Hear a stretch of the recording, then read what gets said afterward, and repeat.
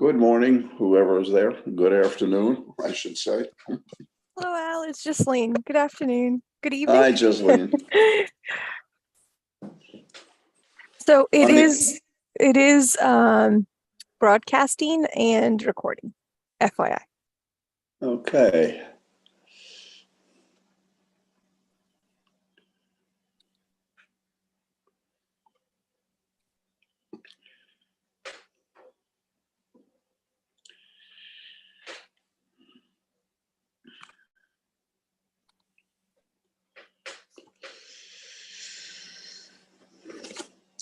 I have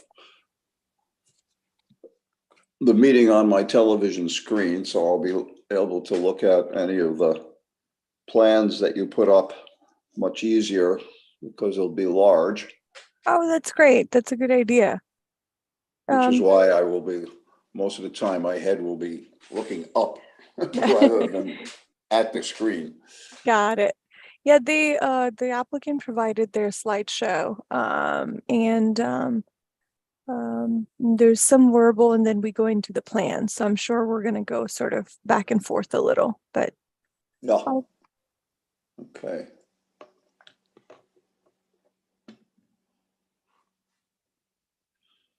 Hello, Councilman Hoey. I see you're on.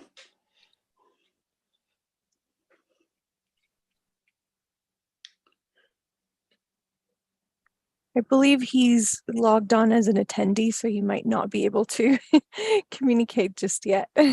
Oh, okay.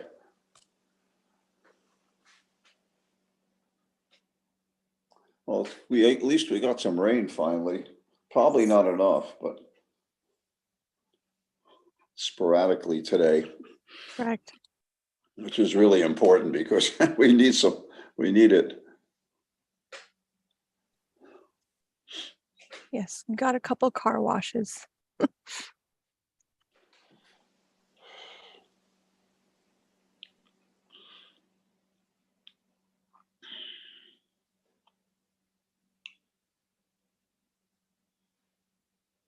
Do you know, I sent an email to Marissa Franchini and asked who our corporation counsel representative would be today, but she was out of town until the 29th, so I got no answer. Do you know? I do not. It most likely may be Rob, but I'm not 100% sure. Okay.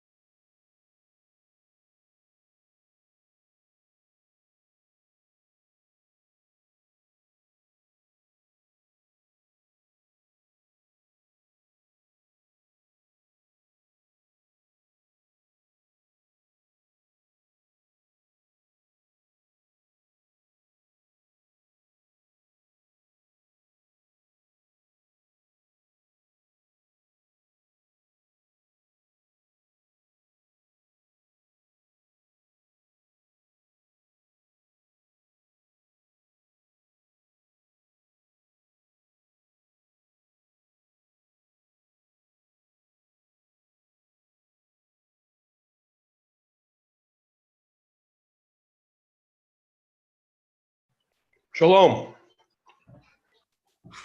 Hello, Roman.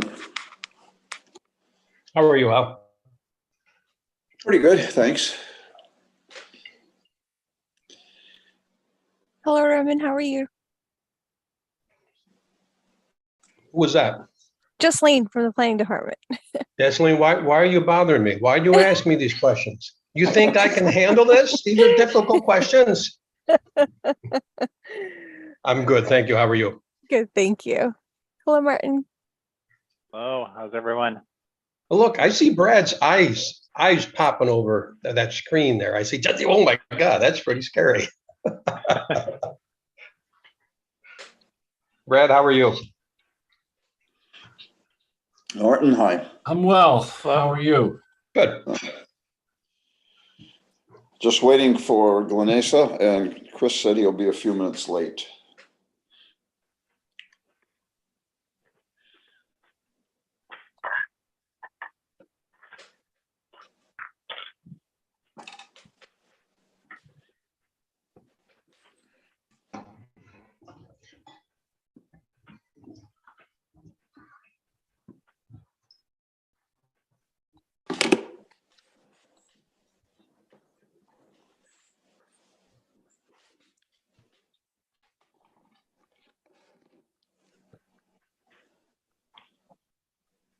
I'm seeing Chris Check from the law department's on here too. I'm trying to promote him to a panelist, so see if he, oh, there he goes.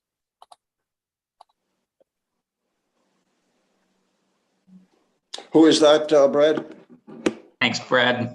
I'm Chris Check. I'm Assistant Corp Counsel with the City of Albany. I'm just filling in to be here on the call from the law department.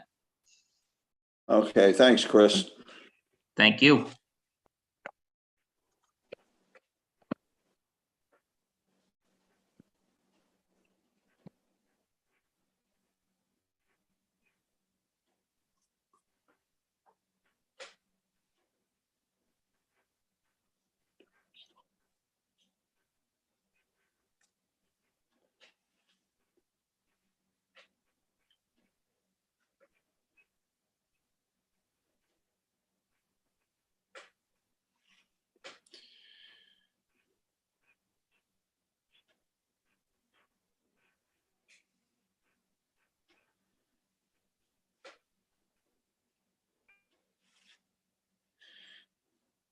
We'll wait a couple more minutes.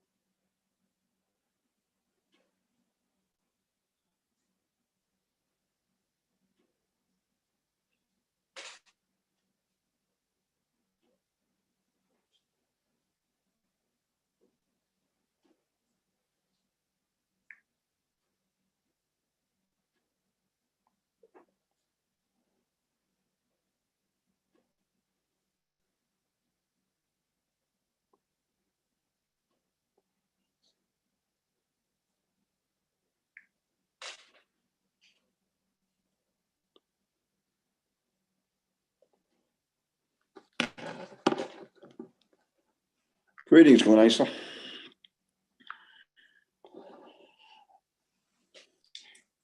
Okay, Jasleen, you could tell me when we're ready to get going. Okay, I think we're ready. I can, the applicant's here as well, so we're good. Okay. Good evening, everyone. This is a meeting of the Albany City Planning Board for the 23rd of August. I am Al DeSalvo, the chair of the board. And we have with us board members Roman Kuchera, Martin Hull, Lisa Galliard,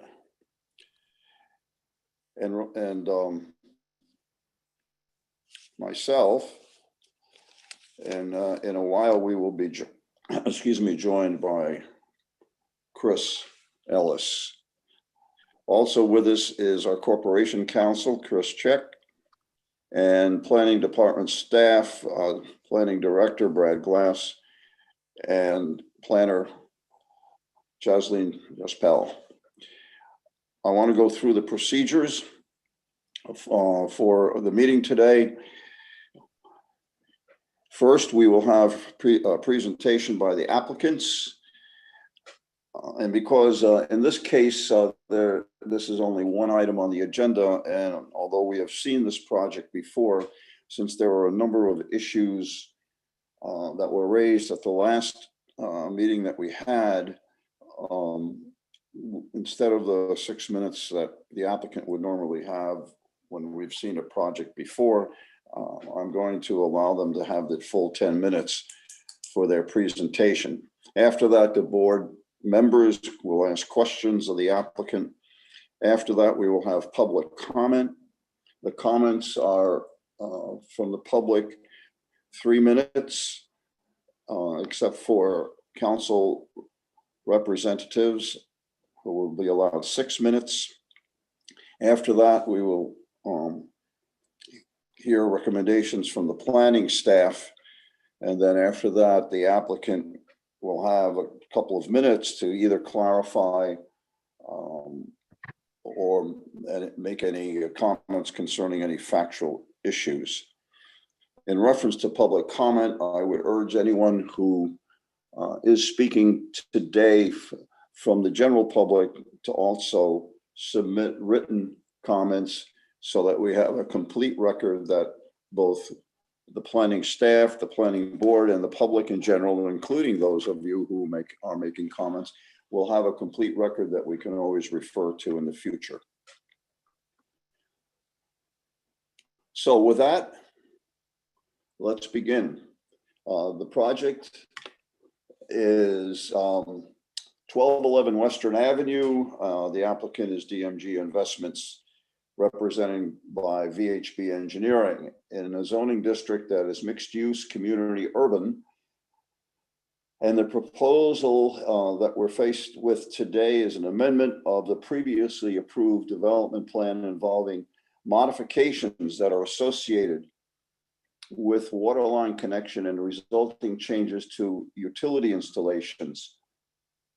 So the action that we are dealing with today is amending the development plan approval in order to meet some of the changes that have been noted both by the planning staff and by members of the community, including Council Representative Thomas Hoey.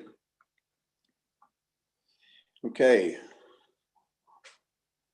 Can we get started with the applicant's presentation?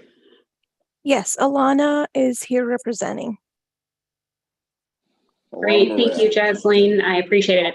My name is Alana Moran with VHB. We've been working on this project for quite some time at this point. There's also other members of the project team here as well this evening. I wanted to just quickly let you know that I lost power at my home, so I went to my husband's office, which happens to be the Saratoga Springs Fire Department. So if you start hearing tones and sirens, I'm going to try to mute myself just so that they're not interrupting things. Alana, just to interrupt, would anybody else from your end like to be included in presenting? Could you also add Trevor? Got it. Thank you very much. And I will just start working our way through. Go ahead. Everybody is kind of familiar with the project location, and I'm just going to start through what are changes from the approved plan versus the site plan amendment that we are seeking. So the water service connection was relocated from the east side of the building to the west side of the building to avoid using the neighboring parcel for construction, which was requested by the water department during permitting. The water service connection was again relocated on the west side of the building due to a lack of space for construction between the retaining wall on the adjacent parcel and the pump station. So the service connection moved closer to the building. Additionally, with regards to water, the city did also require the water main relocation from the sidewalk to the roadway due to a conflict with the existing telephone duct at the original design location. So what this did was result in a replacement of the existing water main that's in the roadway right now, as opposed to installing a new water main underneath the sidewalk. Now, with some of these water connection changes, service connection changes, National Grid had to make some modifications to the location of the switchgear. So the National Grid installed the switchgear slightly west of the original location in order to meet minimum spacing to the relocated water service connection on the west side of the building. Additionally, National Grid will be installing the transformer at the east end of the building, further toward the building and actually partially inside due to the location of the existing gas line, which results in some modifications to the building footprint itself. The gas service was relocated from the northeast corner of the building to the front of the building to maintain clearance from the National Grid transformer, avoid potential utility conflicts, and also it provides easier access to the service. So portions of the ground floor facade were pushed back from the roadway by approximately 2 feet to maintain spacing requirements to the existing gas line and the National Grid manhole. The upper stories of the building all remain unchanged. And kind of the last two things that have been modified, the low voltage utility trench was relocated based upon where the National Grid put some new poles. And also some drainage locations were updated to avoid the need to access the neighboring parcel for construction. So those were the kind of an overview of the specific changes that have happened to the plan between the plan of record and this current site plan amendment. So other things that have come to the forefront based upon neighborhood kind of concerns and information that they've provided to the city were, one, access to the west side of the building. So the record plans that were submitted and approved by the planning board do not include a curb cut at the west side of the building to accommodate vehicle traffic, as neither fire truck nor garbage truck access to this area was anticipated. Emergency vehicles will have permanent access to the site from Western Avenue, which is why all the utilities have to be grounded before any vertical construction on the building can begin.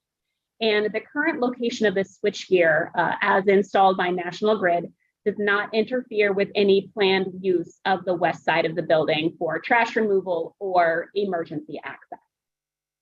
The second consideration that was a main topic was the building height. So just for clarification, the proposed building has 5 stories of wood framed apartments constructed over the parking garage, which is currently in progress for construction. The elevation of the top roof truss is 75 feet above grade elevation on the south side, with the parapet adding an additional 1 foot 3 inches to account for insulation. So the total building height is 76 feet 3 inches. The parapet had been lowered during the process of seeker approval based upon comments received from the fire department. But the total building height is within the allowable limit per IBC 2015 and an allowable number of floors with the blue roof per the Albany USDO. The final kind of main consideration that had been coming to us from the neighbors was the fire code. So the International Fire Code 2015 requires a fire apparatus access road be provided for every building and to extend to within 150 feet of all portions of the building. That same provision permits the fire code official to increase the 150 feet to what they find to be prudent where the building is equipped throughout with a sprinkler system meeting the requirements identified in the building and fire code. So the fire department has reviewed the plans and had raised no objections. And our current information obtained from the fire department indicates that they intend to serve the building strictly from Western Avenue. The next images here, and they're for some reason providing on top. But the next images that you're seeing here are the approved plan versus the amended plan. And kind of some points that will pop out differences between the two. So the next slide here is showing, if you could just pop it forward, Chaslene, the difference between the approved plan and the current plan with the switchgear, which you can see in the yellow box in the center of the screen. So on the left, we have the site plan, and then on the right is where National Grid had installed the switchgear. So as you can see, it's located just a little bit differently and with those bollards. There we go. So this slide is showing the trash bin path, that the trash bin that is anticipated for all garbage collection will still be able to move its way through between the bollards and the switchgear and be able to get to the street, which had been the intended service path for trash from the kind of the beginning of the project. So additionally, this plan is showing the change to where the transformer will be located. So on the left, it was outside of the building, and on the right, you can see that the transformer is located slightly within the building in order to maintain those different spacing needs. This is just the elevation of the building as approved, and the next image is going to show where the change to the elevation based upon the transformer location. Now you'll note that there's a lot of open space above the transformer to where kind of the building begins again. That's a National Grid requirement to have that much space to the top between the ceiling and the transformer location itself. So that's a requirement of National Grid. And here we have the approved site plan. We can just pop over into the next slide, which is showing, again, the ground floor plan and where that transformer is located slightly inside the building at this point.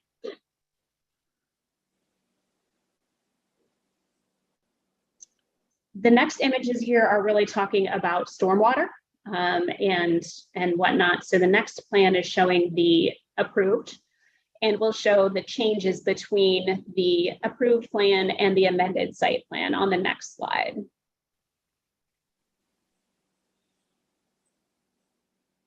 There we go. So you'll see that on the left, the approved plan shows a pipe kind of in the neighboring parcel and adjacent to. So that has all been moved on site in your image to the right. Everything is tight up to the building and does not require access to the neighboring parcel for construction.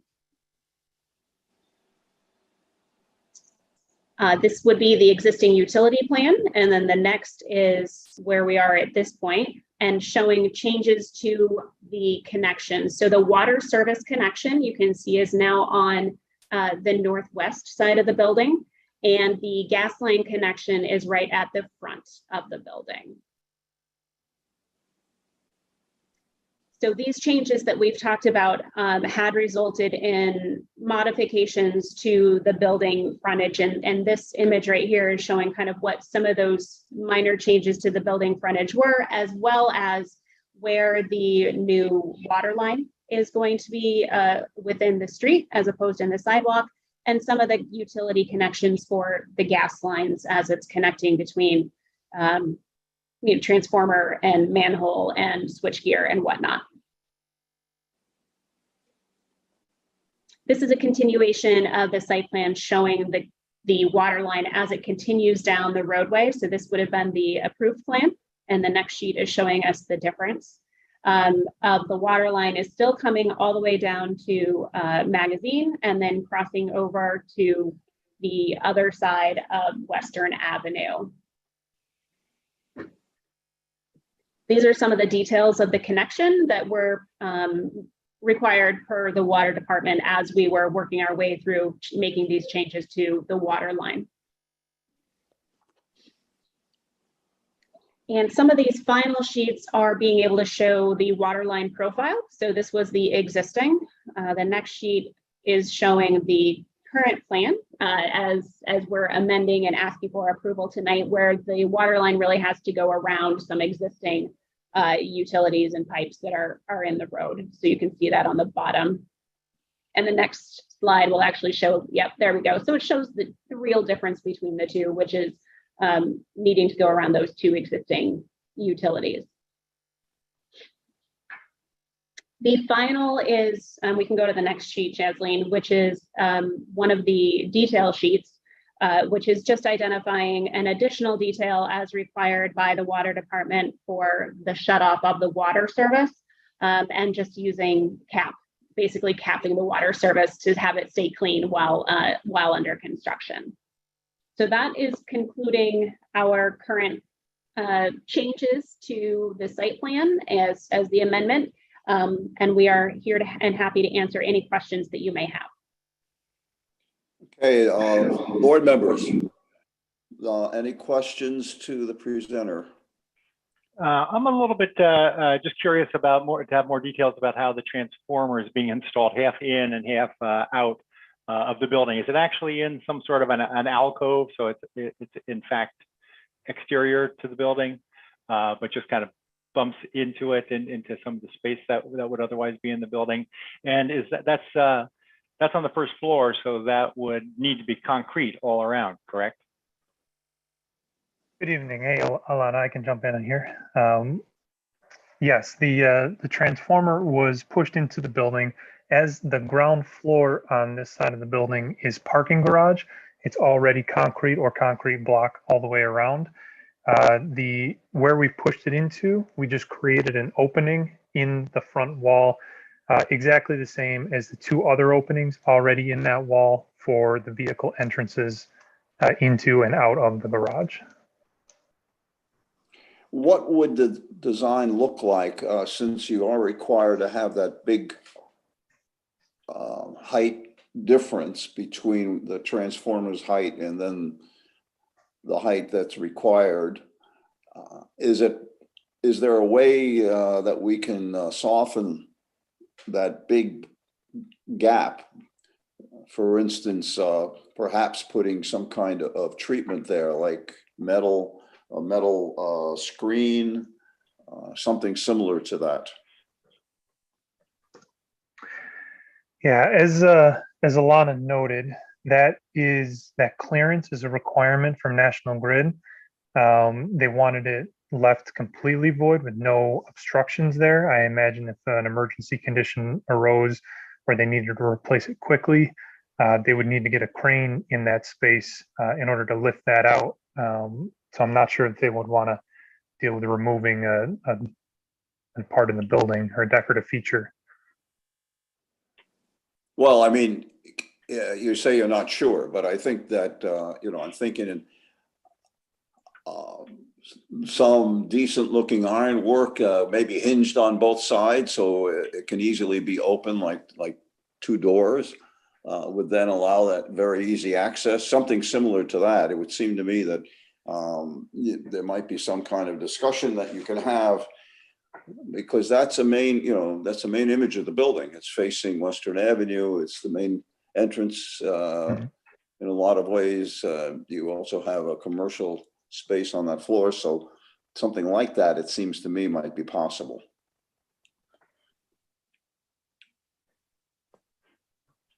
Right. We can certainly have those discussions with National Grid to see if there's any leeway in that requirement. Certainly, I'm not opposed to making the building look better. Board members, other questions or comments? You mentioned a blue roof. That's still part of the plan, correct? Yes, the blue roof is definitely still part of the plan. Okay, thank you. Any other questions or comments from the board? Okay, then moving on, we have public comments. Again, for members of the public, you have 3 minutes, and Jasleen will tell you when you have 30 seconds left, so you can wrap up. Who's our first speaker? Al, our first speaker is someone who's attending just by a phone. His name's Steve Burke, but Councilmember Hoey also brought it to my attention that Nancy Carey wanted to provide public comment, but had some issues with the link to register. So she is available, but I left it up to your discretion to allow her to speak. She had problems electronically getting the link. Yes, so that is why she didn't register, but she is here attending at the moment. Okay, then I think we can, you know, since there's technical issues, certainly probably not as difficult as the down lines up in Saratoga. Luckily, we didn't have any fires or any emergencies. So yeah, definitely have her speak. She would have 3 minutes, and also I would urge written comments as well from Ms. Cassidy. So who is first? So we have Steve Burke here. Mr. Burke, if you'd like to go ahead.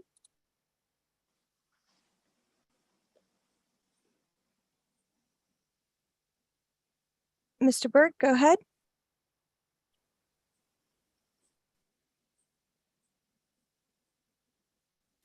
You are unmuted, but we don't hear you.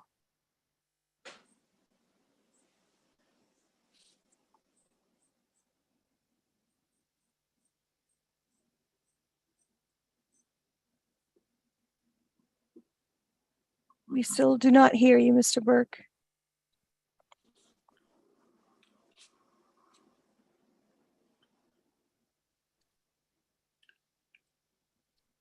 Maybe we could have him try to take care of the technical problems and go on to the next speaker. Okay, we'll come back to you, Mr. Burke, again. I'll now go to Nancy Carey. Go ahead, Ms. Carey. Can you hear me? Yes. Yes. Thank you. And thank you for allowing, I thought when I registered to speak, but this is my first virtual planning board meeting, so I'm just learning. I just have a concern, the plans that we were given to view that are down at the planning office seem to have a disclaimer on every plan that says that these plans may not reflect changes made during construction. And that's raising concern for me as an adjoining neighbor on either side. And I think it would be, I think to ask the applicant to submit plans that do reflect the changes that were made during construction, so that they're all captured. Because I think just a disclaiming note causes concern for us. I think that I don't know if the planning board knows, but we've had substantial damage to our property on either side as a result of this project. We are trying to work with the developer to make sure that all those repairs are made. But at this point, we still have some open-ended issues. We're working on it. We're doing our best to see if we can come up with something, but there has been damage, including the removal of mature trees from our property that were not part of the planning board approval. So I just think that it would be prudent to ask them to remove that note from the plans and submit plans that reflect changes made during construction. And I will now stop talking. That's my comment. Thank you for the time. Thank you, Ms. Cassidy. I would mention that one of the main reasons that we are having this meeting is that the planning board saw that there were a number of changes that weren't on the original plans that were already in progress. So that's why we basically are having this meeting, so that we can make sure those changes are on the plans and that they don't deviate. How about the first speaker, Mr. Burke? Is he back potentially? We'll try again. Mr. Burke, are you able to comment?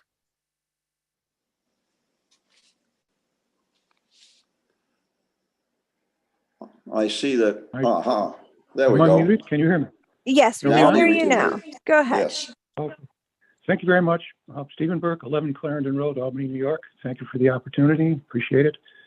Situation, basically, again, as everyone's noted, there are elements in the design which have changed since the original approval of the project, and there are concerns to, in our view, to both the occupants and the residents for many aspects that have changed from that initial proposal.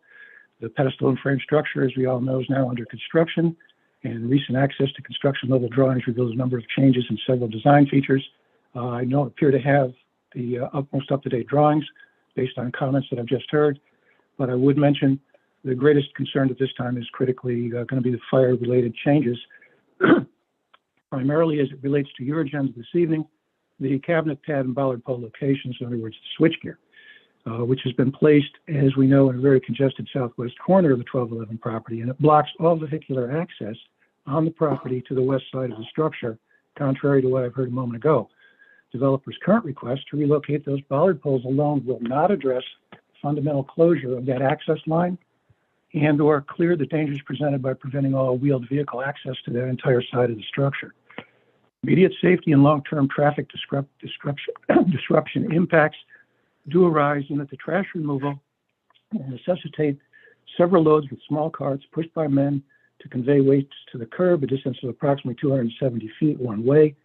Carts would then be lifted, dumped into a packer truck and removed, thereby congesting westbound traffic in that first lane of Western Avenue for a fairly prolonged period based on however much trash is generated and what the capacity is of those individual carts that would be pushed out there. So in addition to that, there's no, as we requested many times, any off-street loading area for the delivery of mail, parcels, moving of furniture, maintenance vehicles, and result in more traffic disturbances. We haven't heard anything about that yet. More significantly, perhaps, is that fire protection is severely limited. Remember that 150 feet is kind of an arbitrary distance, probably based from the hydrants, leaves more than half of the back of that building unprotected by anything other than the sprinkler system itself. So universally, when you have pedestal and frame buildings, there's a higher risk, and normally it's associated with a 2-hour fire rating. For your windows, it should be fire breaks, in my view, as well as fire stops. I don't know if any of that is there. You have 30 seconds. Okay, 30 seconds will do it. I'm right at the end. I'm just respectfully requesting that what we have here is a critical opportunity to intervene now and make some changes. The entire location of that switchgear should probably be moved. The ideal spot would be behind the transformer, sacrificing a parking space, but freeing up not only the front view of that building, but the access to that side, which is 13 feet of very good access if it were to be provided. And thank you very much. Any questions? I'd be glad to entertain you. Thank you. Okay.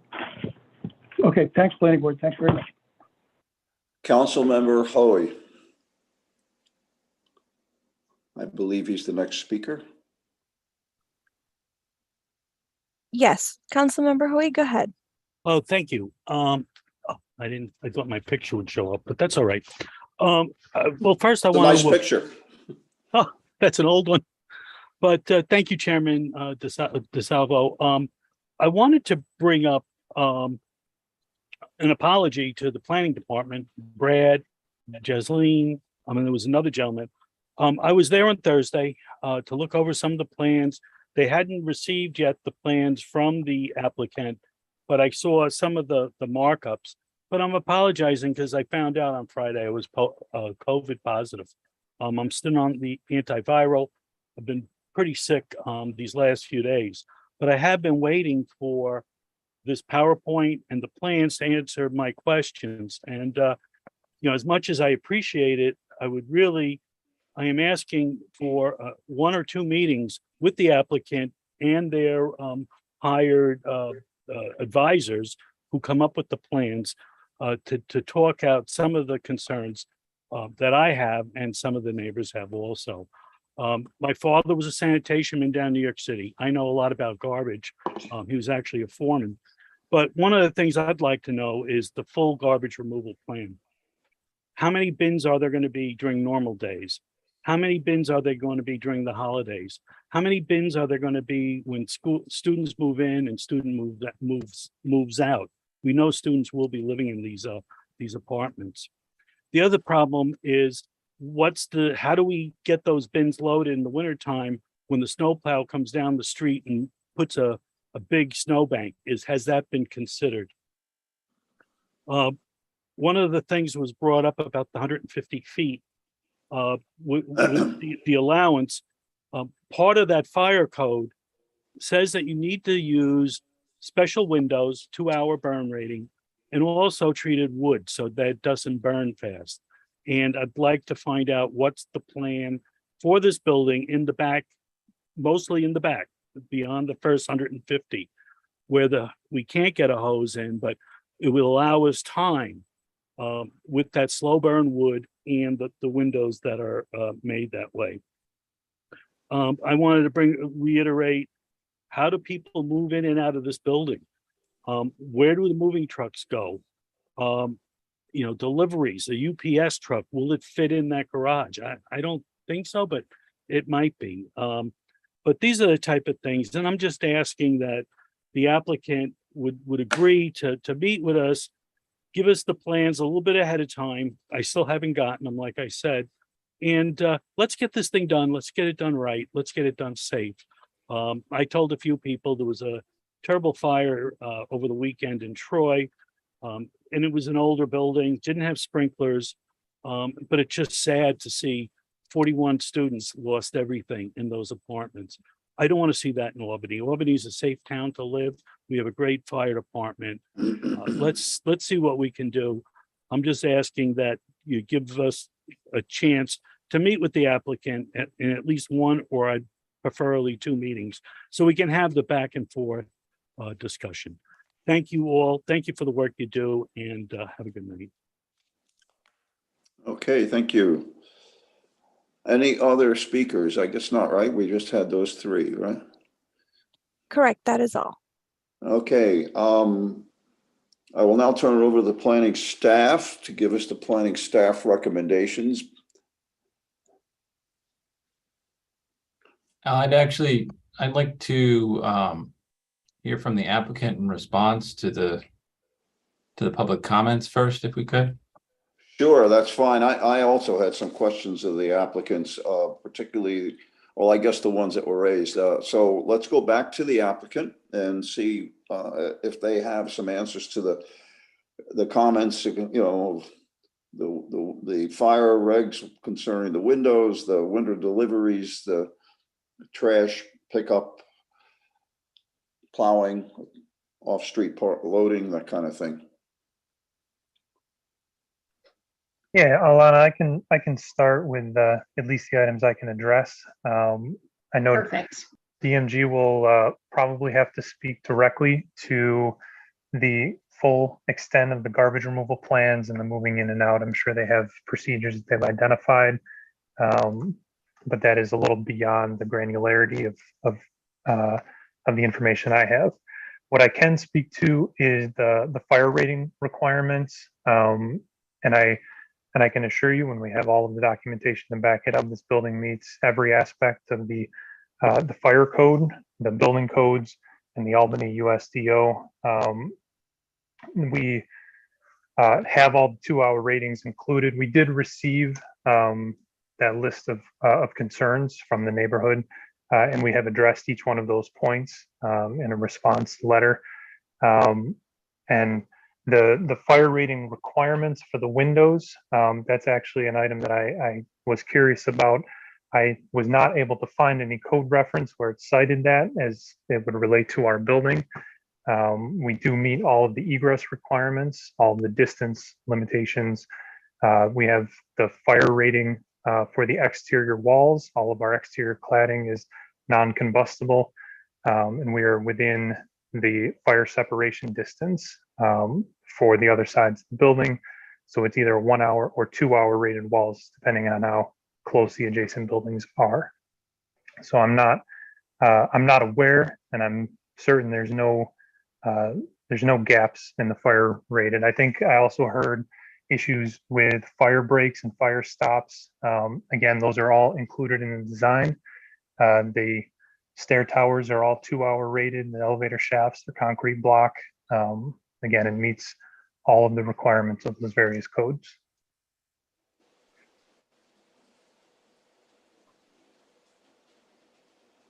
Thanks, Trevor.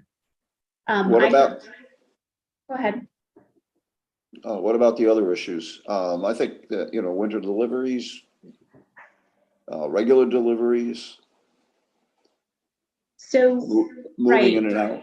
yeah, sure. So one thing I would like for the board to remember is that all of these, the changes that we're showing to the plans are not any type of fundamental change to access or to operation of the building.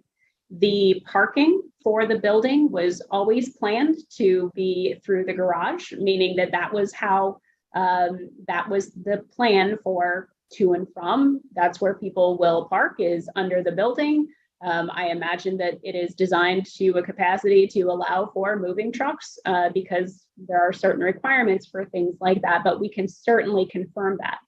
Similarly, when it comes to things like snow removal and or trash removal, there is no change to the building that actually changes how that may be different from the already approved plan.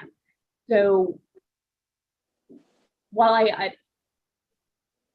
guess my question is how is this plan different from the approved plan that makes these new topics of discussion?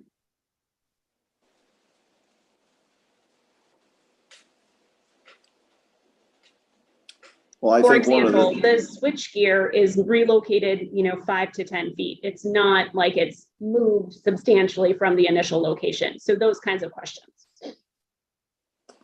Chairman Al, I do have Councilmember Hoey's hand up. I don't know if you'd like me to. Well, just, I think a clarification about how the trash is being moved, that you didn't answer that Sure, one. May have been, sure. But it's a matter of getting the trash removal moved from one place to another. Maybe it's possible to go back to the plans that show where the trash bins are. Sure, that'll be right up near the top, Jasleen.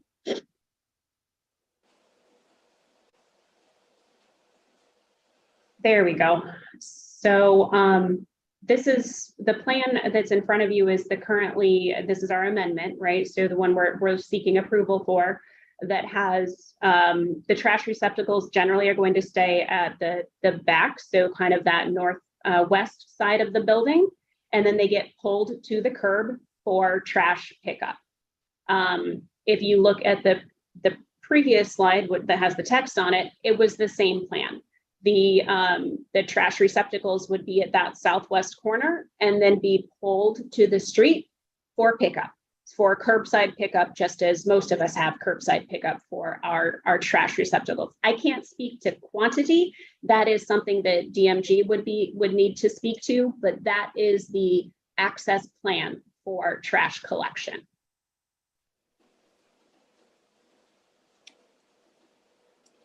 I'm assuming that, I know that most private trash pickups are sometimes off-site, but sometimes on the street, usually done in the early mornings.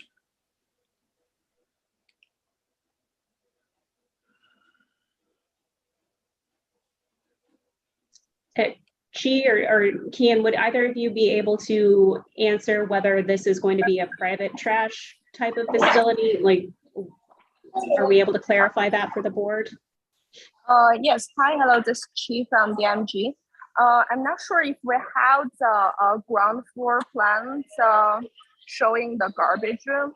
So we have a relatively big garbage room, which has a garbage compactor. And so we have ability to store like 3 to 4 garbage containers.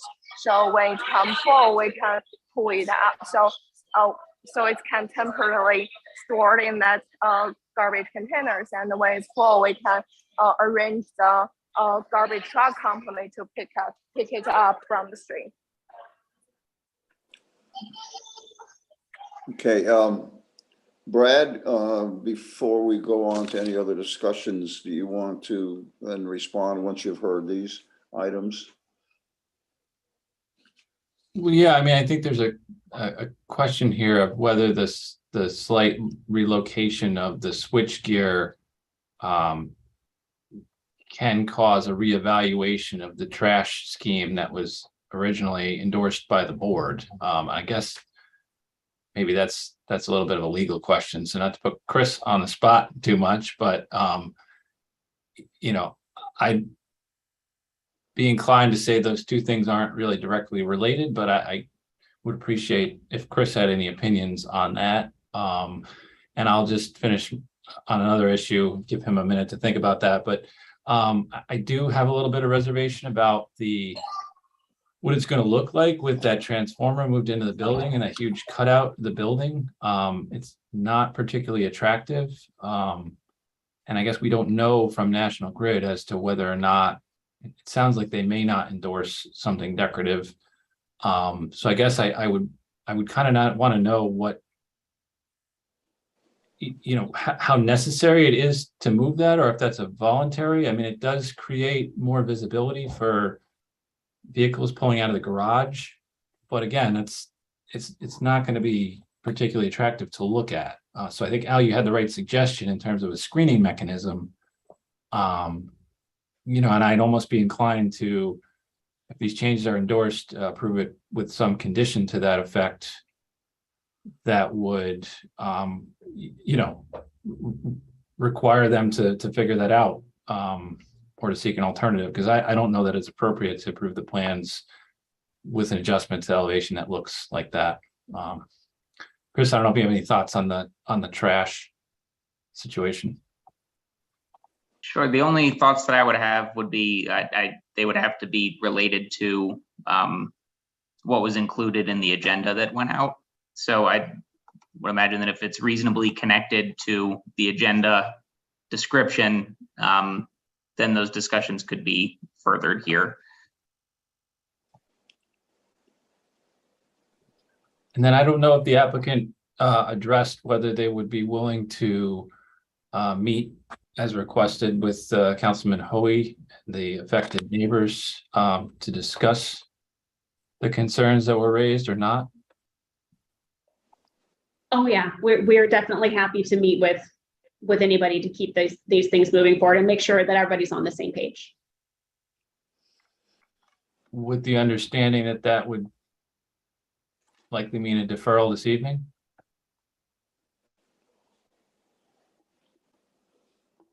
That part's not quite as appetizing.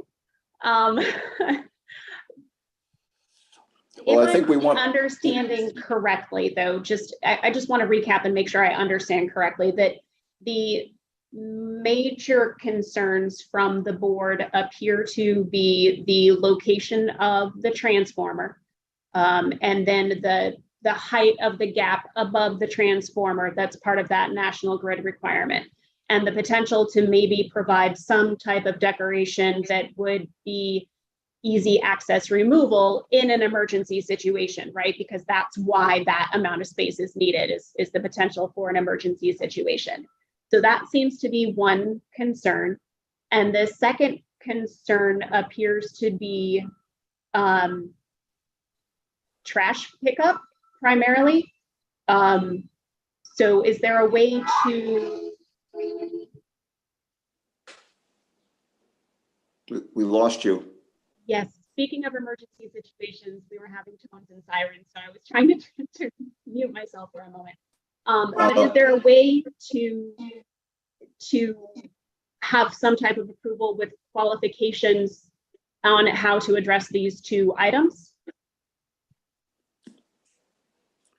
I think it would be critical for you to get a solid understanding of trash pickup, when, what time of day, that kind of thing. Okay, so quantity and schedule, it sounds like, will be important. And the other issue is deliveries. Can the, of course, you know, people moving in and out, they have their personal vehicles, but is the garage able to accommodate say a UPS truck or something, some other deliveries. Amazon Prime, of course, is all over the place now. They have delivery trucks and vans. Can they clear so that they don't end up, sitting out on the street or sitting on the right of way going in case of emergencies? Sure. And I just, gotcha. Those deliveries, both move in and move out, as well as regular. How is this plan in particular different from the approved plan when it comes to the types of deliveries and things that we're talking about? Like we can certainly provide answers, right? That's our goal, to clarify and provide answers and provide those understandings. But the garage is not different now. The site plan is really not different now. So providing clarification, is that going to change an approval process? I think these are details that were missed. That's something that is on us. But I mean, just clarifications would be, I think, helpful for everybody involved. Okay, thank you. So, Al, I guess it's back to me. I'm inclined, I'm inclined to recommend approval with the condition related to something regarding the screening of the transformer area. While I do sympathize with the concerns about the trash, my concern here is that it's not different than the plan that was approved. And I definitely would encourage the applicant to meet with neighborhood representatives. I'd be happy to join them to talk about exactly how this would work and any slight adjustments we can make, but I don't know that the building can be wholly redesigned, and I don't see a particularly easy alternative to what's proposed as of now with the rolling of the bins out. There is a compactor, so that answered my question about how organized this would be. It sounds like a relatively organized operation. I think the question of the truck stopping in the road is an inconvenience, but I don't know that it's one that can be addressed now. And I guess just from a legal perspective, the changes that they proposed, most of them are not particularly consequential, with the exception of the change to the elevation, at least from my view. So that would be the staff's perspective. Okay, but I do understand that the applicants would be willing still to meet to discuss those items with the members of the community. Of course, yes. Right, based on the staff recommendations, the staff recommendation, I would entertain a motion then to approve with the condition that the transformer issue be explored and discussed in the future with the planning staff. Do I have a motion? Yeah, so moved. Seconded. Seconded by Martin Hull, and the motion was made by Roman Kuchera. Is there further comments or questions or clarifications that the board members would like to hear? I do have one, and this would be for the planning staff. I got to imagine, there was a question earlier about when changes to plans from what they were approved them to how they become ultimately when the structure is built. But I got to imagine situations like this are pretty consistent. Once you start digging in the ground, you'll find something you weren't expecting and whatnot. Is there some kind of guide that the planning department uses where like a definitive factor that says at this point, okay, you have enough changes where we got to revisit this? How does that work? Frankly, no. I mean, we're not on site every day. This was brought to our attention as a change that was, observed, and given some of the particulars about this this case. We thought it was diligent to look into it and put it before a board. So everyone knew exactly what was going on. And in the course of that, we discovered other changes. As you stated, I mean, a lot of them were made due to, field observations that couldn't necessarily have been foreseen when they approached the project. So it's relatively common that we, inspect the site or the building department inspects the site at some period during the project and they observe something, or at the end when we go to do the final CO inspection, things have changed. Most of them are minor and non-consequential. Honestly, the biggest one is often the utilities, because sometimes, the utility provider will make a demand that something be relocated elsewhere. And when you're under construction, it's very difficult to respond to that and come to the planning board and be upfront and voluntary about that. So, it's not uncommon. Yeah. Okay.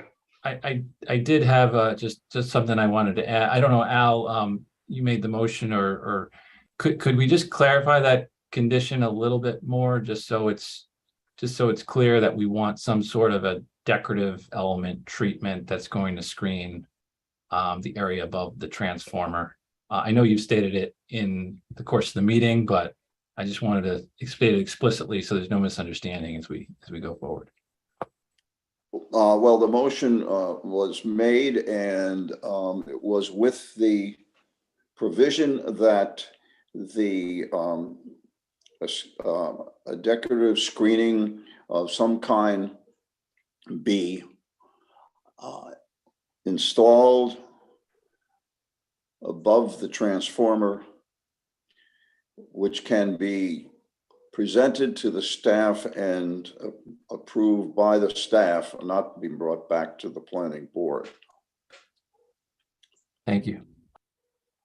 And it was, the motion was made by Roman Kuchera and seconded by Martin Hall. Further discussion? Hearing none, I will call for a vote. All those in favor, please signify by saying aye. Aye. Aye. Okay, I heard 5 ayes, so it is passed unanimously. And I expect that the applicants will diligently make a meeting happen with the members of the community as soon as possible. Absolutely, we certainly will. Thank you very much for your time tonight. And Brad, we will be in touch with you in order to set up a meeting with members of the community and coordinate the National Grid screening. Any further business to come before the board? Brad, is there anything that you need to discuss beyond this? Well, not beyond this, but something just did pop into my head with respect to Miss Cassidy's comments. We did get a revised full set of plans. I think the plans that she was referencing with the comments on them, there were only 2 of the full set of plan sheets that had been fully updated. As of Thursday, we do have a full set of plans that do not have those disclaimers. So I will forward those to her or her attorney's attention so that she has those. No other business. Okay, great. Okay. All right, thank you very much then. All those in favor of adjourning, please say aye. Aye. Aye, aye. Okay. Thank you very much, and we'll see you soon. All right. Good night, everyone. Have a good evening, everyone. Yep. Good night. Bye.